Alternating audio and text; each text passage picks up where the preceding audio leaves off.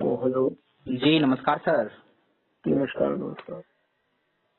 सबसे पहले सर तो आपको स्वागत है आर एस रेमंड ऑफिशियल में। सर तमाम जो अभ्यर्थी हैं सीटेट बीटेट स्टेट उत्तीर्ण अभ्यर्थी जो शिक्षक बहाली को लेकर के लंबे समय से इंतजार कर रहे हैं, उन्हीं सभी शिक्षक अभ्यर्थी के हित में सर जो है हम प्रश्न करेंगे आपसे, और तमाम सर आपकी बातों को पूरा बिहार प्रदेश सुनेगा, क्योंकि आप ऑलरेडी सर 6 फेज के शिक्षक हैं, तो आपके पास अनुभव भी अच्छा खासा है।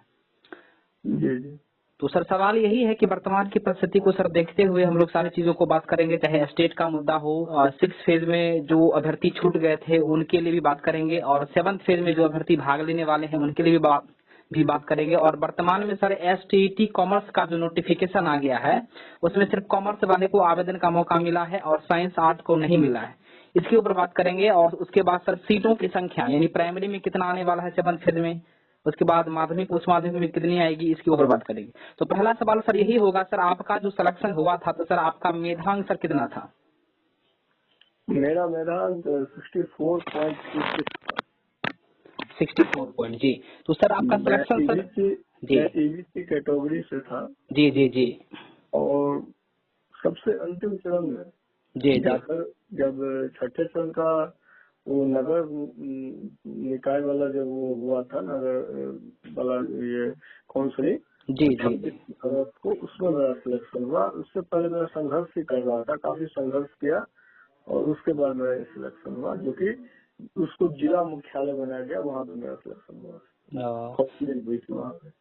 अब बहुत सारे सर ऐसे अभ्यर्थी हैं जो घबरा जाते हैं, तो सर उन अभ्यर्थियों को क्या संदेश देना चाहेंगे जो 7th फेज को लेकर के 2019 से लगातार प्रयासरत हैं और संघर्षशील है सर उनके लिए? हाँ, मेरा उनसे यही कहना है कि आप संघर्ष जारी रखिए और घबराइए नहीं, क्योंकि देखिए हर हर रात के बाद एक सुबह आती है, और हम लोग का अभी अगर रात है तो सुबह जरूर आएगी, ठीक है। और हर चीज का पॉजिटिव होता है, तो हमेशा पॉजिटिव रहे, सकारात्मक रहे।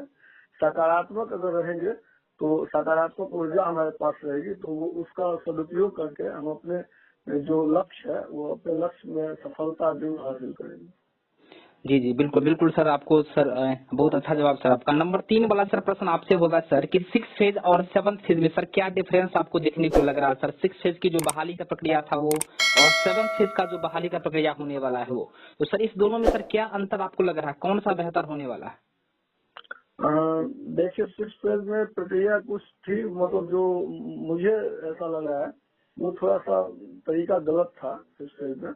और जी जी जैसे कि हर जगह जाकर अप्लाई करना, जगह जगह जाकर, और अप्लाई करने के बाद फिर मेधा सूची का आना, उसके बाद फिर कहीं कहीं पे जो है सो अप्लाई करने के क्रम में आपका कहीं पे वो आपने जो रिपोर्ट किया वो मेरा सूची में आपका नाम ही नहीं आया, तो फिर उसको सुधार करवाइए हेल्प डेस्क पे जाके।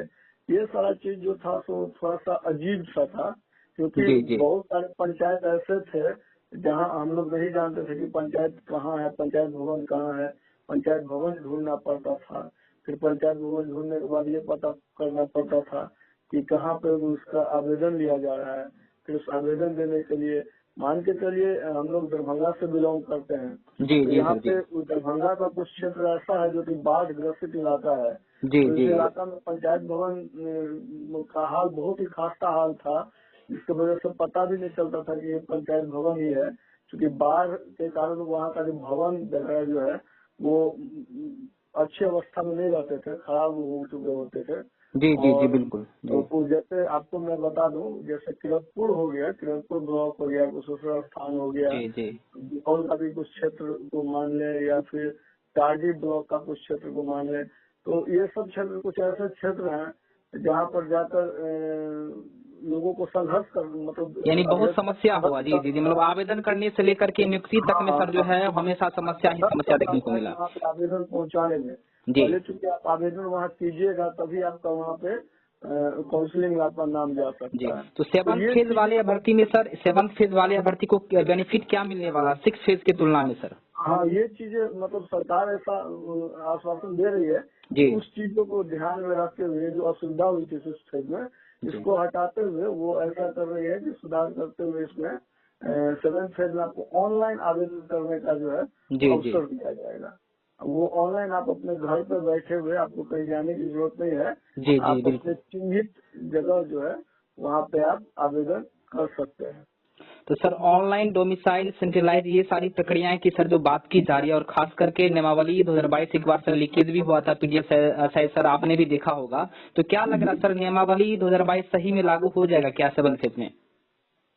संभवतः हो जाना चाहिए, क्योंकि वो बेहतर है। जो मानकर चलिए जो स्टूडेंट पुराने स्टूडेंट है जिनकी मेरा अंक कम बन रहा है, जी जी उनके लिए जी एक अच्छी बात है कि वो अगर मान लीजिए मैट्रिक इंटर में जिस तरह आजकल नंबर ज्यादा अच्छे आ रहे हैं, परसेंटेज अच्छे आ रहे हैं, पहले आज से पहले समय में उतने अच्छे परसेंटेज नहीं आते थे, तो उन लोगों के लिए अब विशेषकर बहुत ही अच्छा होने जा रहा है, क्योंकि सीटेट में जो अच्छा मार्क्स ले आते हैं, जी जी जी। अगर होता है तो उन लोगों के लिए यह फायदेमंद होगा। मतलब 60-40 नियम सर जो है बिल्कुल लागू होगा सर क्या? अभी कुछ कहा नहीं जा सकता है, लेकिन ज्यादा उम्मीद है, जब सरकार ऐसा आश्वासन दे रही है तो होना चाहिए। अच्छा अच्छा सर, एक प्रश्न सर आपसे होगा कि वर्तमान समय में सर एसटीईटी कॉमर्स का जो नोटिफिकेशन निकाला गया है, जिसमें सर साइंस और आर्ट्स को मौका नहीं मिला है, तो उसके यहाँ सर साइंस और आर्ट्स के लिए फिर से नोटिफिकेशन आ सकता है क्या, या सिर्फ यानी कॉमर्स वाले का ही होगा इस बार? जो एसटीईटी 2023 आया है उसके बारे में सर बात कर रहे हैं। एसटीटी जो है सो 2019 तक ही गवर्नमेंट ऐसा आश्वासन दे रही थी कि मैं 19 तक का ही लूंगा, जी लेकिन जी फिर गवर्नमेंट उसके बाद जो है सो 19 को अब 23 में दे रही है। और गवर्नमेंट ने यह कहा था कि मैं 19 वाले को ही लूंगा, फिर 23 दे रही है। यह एक बहुत ही संदेहास्पद वाली बातें हैं, और चूंकि गवर्नमेंट अगर ऐसा ले रही है कॉमर्स वालों का, जी तो जी जी आपको बता दूं कि एस्टेट 2019 का जो एग्जाम हुआ था तो उसमें आर्ट वाले का वो जो पेपर 2 था, यानी +2 स्कूलों के जी लिए, जी +2 शिक्षकों के लिए, जी जी स्कूलों के लिए, तो उसमें वो पेपर 2 का एग्जाम नहीं लिया गया था आर्ट का, और कुछ साइंस का भी कुछ एग्जाम बाकी रह गया था। तो मेरे विचार से सरकार को ये थोड़ा सा ध्यान में रखना चाहिए, क्योंकि शिक्षकों की तो कमी हर विषय में है, खासकर +2 हाई स्कूलों में। जी तो जी जी 2 उच्चतम जो विद्यालय है उसमें बहुत ही ज्यादा समस्याएं हैं। वहाँ पे एक तो शिक्षक की काफी कमी है, और उसके बाद आप एक विषय का आप ले रहे हैं और दूसरे विषय का नहीं ले रहे हैं, तो यह एक आपत्तिजनक है। इसमें जी सरकार थोड़ा सा सोचना चाहिए, थोड़ा सा इस पर संज्ञान में लेना चाहिए कि कम से कम हम आर्ट वाले का भी, चूंकि विषय सारे विषय महत्वपूर्ण है, निश्चित रूप से जी। महत्वपूर्ण है, कला भी महत्वपूर्ण है, उसी तरह विज्ञान भी महत्वपूर्ण, तो सारे विषयों का जो है सो वो लेना चाहिए, एग्जाम लेना चाहिए, और उसके हिसाब से शिक्षक उनको योग्य मिलेंगे, और उसके बाद बहाली कर दी जाए, क्योंकि हमारे विद्यालय राह ताक रही है योग्य शिक्षकों की। ना निश्चित रूप से सर, बिहार के विद्यालय में अभी वर्तमान समय सर देखा जाए तो बहुत ज्यादा कमी है शिक्षकों की। सर अगला सर सवाल आपसे सर होगा कि 7th फेज में प्राथमिक के लिए कौन कौन अभ्यर्थी आवेदन कर सकते हैं, यानी क्राइटेरिया सर क्या क्या होना चाहिए? प्राथमिक के लिए जो अभ्यर्थी सीटेट पास है जी, और उसके बाद जो बीएड डीएलएड है वो दोनों डाल सकते हैं। तो प्राथमिक में सर 1 to 5 के लिए आप बता रहे हैं, और 6 to 8 के लिए सर?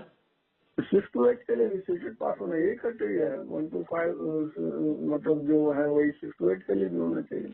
तो 6 to 8 में सर आपके कहने का उद्देश्य ये हुआ कि पेपर 2 जो सीटेट का आता है वो क्वालिफाइड होना चाहिए, साथ में ग्रेजुएशन की डिग्री भी चाहिए, यानी ग्रेजुएशन भी आपका स्नातक होना चाहिए। ग्रेजुएशन होना चाहिए, मतलब उसका जो मेरा वो बनता है वो इस तरह से है कि जी आपका जी मैट्रिक, इंटर और बीएड, मतलब जो आपका जो ट्रेनिंग का डिग्री है वो जी जी तीनों जी का जोड़ के मेरा बनता है।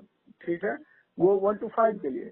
लेकिन 6 to 8 के लिए अगर जोड़ते हैं तो वहाँ मैट्रिक इंटर के साथ साथ, मैट्रिक इंटर और बीएड के साथ साथ, या जो भी आपका ट्रेनिंग है उसके जी साथ जी साथ जो है आपका ग्रेजुएशन का जो है वो मार्क्स जोड़ा जाता है। और तो ये सीटेट का तीनों में पेपर 2 क्वालिफाइड सर होना चाहिए, यही ना सर? आपका उत्तीर्ण होना आवश्यक है और वही योग्य होंगे। सर अगला सवाल सर ये होगा, बहुत सारे ऐसे अभ्यर्थी हैं जो पुराने अभ्यर्थी हैं, उनको लग रहा है शायद 7th फेज की जो बहाली आएगी, मेरा यानी जो खासकर उनको यानी क्लास 10th में बात कर ले या इंटर में बात कर ले, ग्रेजुएशन में बात कर ले या BA DLED की बात कर ले, सर उनका पहले के यानी वर्तमान के समय और पहले के समय यानी पहले बहुत कम अंक आया करता था, तो उन लोगों को बहुत ज्यादा घबराहट महसूस हो रही कि शायद मेरा सिलेक्शन होगा या नहीं होगा, तो सर उनको आप क्या कहना चाहेंगे? जी, उनके लिए ये है कि देखिए, सरकार ने जो सीटेट के जो मार्क्स जो दिया है, सीटेट का 60-40 वाला रेशियो, वो अच्छा साबित होगा, क्योंकि मैट्रिक इंटर में कम अंक आता था। यह बात बिल्कुल सही है, क्योंकि अभी के डेट में जो सरकार का जो परसेंटेज है वो मैट्रिक और इंटर का, वो बहुत अच्छा रहता है, जबकि पहले जो था वो रेशियो उतना अच्छा नहीं था। तो अभी जो सीटेट का जो मार्क्स को जो 60-40 किया गया, सरकार इसी सब बातों को ध्यान में रखते हुए, पुराने अभ्यर्थियों की समस्या को ध्यान में रखते हुए इस चीजों को लागू करने का मतलब आश्वासन दिया है। ठीक है, तो यह एक घबराने की बात नहीं है। देखिए आगे क्या होता है, सरकार कुछ अच्छा ही करेगी हम लोगों के लिए।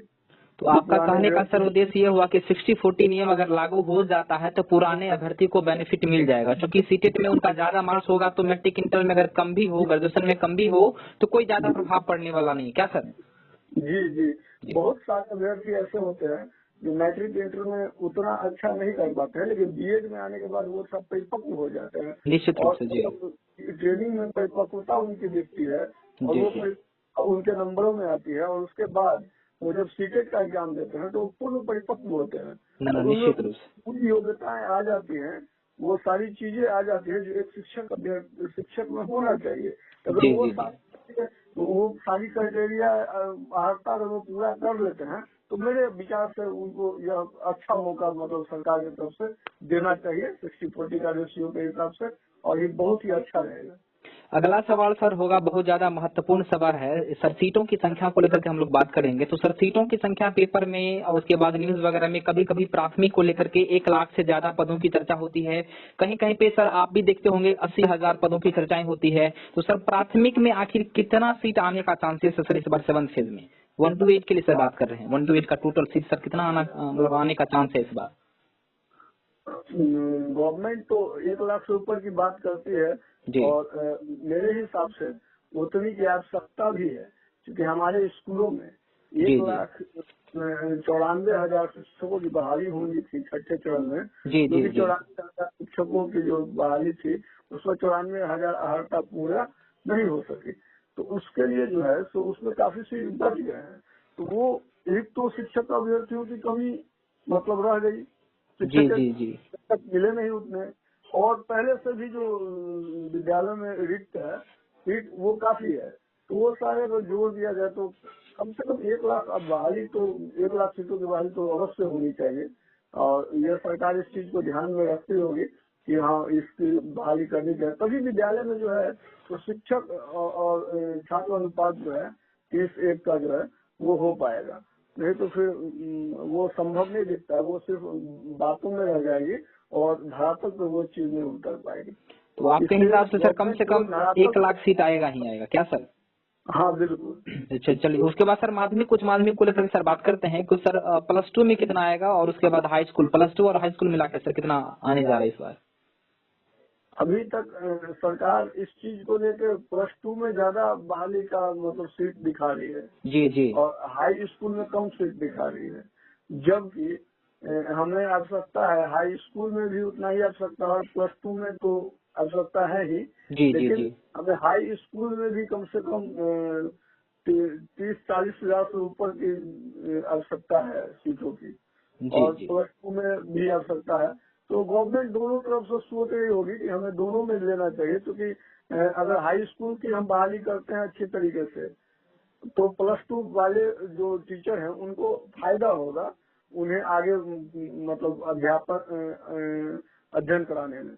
क्योंकि अगर मान के चलिए किसी स्टूडेंट का बेस अगर +10th में अगर अच्छा नहीं रहा, 9th-10th में अच्छा नहीं रहा, तो फिर वो +2 में उसको समस्याएं उत्पन्न हो सकती है। निश्चित रूप से अगर शिक्षक का अभाव अगर हाई स्कूल में नहीं रहेगा तो निश्चित रूप से छात्र मजबूत होंगे अपने विषय पर, और वह आगे जो उनका +2 का जो है वो जो सब्जेक्ट विषय है वह विषय समझने में उनको आसानी मिलेगी। तो इसलिए सरकार यह सोचकर मेरे हिसाब से उनको यह बहाली में दोनों में समान मात्रा में बहाली करनी चाहिए। अपने सर कीमती समय देने के लिए सर आपको तहे दिल से शुक्रिया अदा करता हूं, और पूरा बिहार का प्रदेश सर अभ्यर्थी आपको सुन रहा, और सर एक छोटा सा सर रिक्वेस्ट आपसे होगा, कुछ गुनगुना दीजिए सर अपनी आवाजों में, चूंकि आप तो ऑलरेडी मान चलिए आपका जो परिपक्वता है सर वो तो दिखता ही है। कुछ ऐसी चीज सर जो अभ्यर्थी सुनना चाह रहे हैं आपकी बातों से, आपके अनुभव से, कि कुछ मोटिवेट हो जाए अभ्यर्थी। और 7th फेज को लेकर के जो भावनाएं अभ्यर्थियों में मतलब लंबे समय से हो रहा है, ये बहालियां नहीं आने वाली है, लंबा समय लगेगा, पता नहीं सरकार कब देगी, तो इन सारे अभ्यर्थियों के लिए सर कुछ अपनी तरफ से गुनगुना दीजिए सर। देखिए, यह बहाली जो है यह हमारी धैर्य को परख रही है। जी जी ठीक, और हमारा धैर्य परख रही है तो कोई बात नहीं है, धैर्य को हमको धैर्य नहीं होना है, धैर्य रखना है और अपने जीवन के ऊंचाइयों को एकदम आसान तरीके से आगे बढ़ाना है। ठीक है, क्योंकि देखिए यह जो समय है ना, वो समय एक कवि है, उनका एक लिखा हुआ है जी जी यह जन्म हुआ ही अब व्यर्थ न हो, कुछ काम करो कुछ धाम करो, जी जग में रहकर कुछ नाम करो। ठीक है जी। तो अब हम लोग अपना कर्तव्य पूरा करें और अपना पढ़ाई एकदम जारी रखें, निराश होने की बिल्कुल आवश्यकता नहीं। मैं उन सारे अभ्यर्थियों से कह रहा हूँ जो शिक्षक बहाली के लिए बहुत सारे अभ्यर्थी बहुत टूट चुके हैं अंदर से काफी, कि बहाली काफी लेट हो रही है, तो उन अभ्यर्थियों से मेरा यह एक अथी है जो आप लोग बिल्कुल अधैर्य न हो और एकदम हिम्मत बनाए रखें, मेहनत करें और निश्चित ही सफलता हमारे कदम चुमेगी, सफलता हमारे कदम चुमेगी और समाज में हमारा आपका नाम अवश्य होगा। मैं भी परेशान का काफी दिक्कतों का सामना करना पड़ा, लेकिन अधैर्य नहीं हुआ, धैर्य रखा और संभवतः सफलता मिली। अब उम्मीद करता हूँ कि तमाम अभ्यर्थियों को सफलता जरूर मिलेगी और उनका समाज में और देश में उनका नाम रोशन जरूर होगा। जी जी जी, धन्यवाद सर, आपने अपना कीमती समय दिया सर, इसके लिए तहे दिल से RS डायमंड ऑफिशियल पूरा परिवार सर आपको स्वागत करता है सर, और आपके भावनाओं को जरूर हम लोग समझते हैं और आशा करते हैं कि सभी अभ्यर्थी जरूर मोटिवेट होंगे और आने वाले समय में शिक्षक बनकर के बिहार की तकदीर नहीं तस्वीर भी बदलने का प्रयास करेंगे। जय हिंद, वंदे मातरम।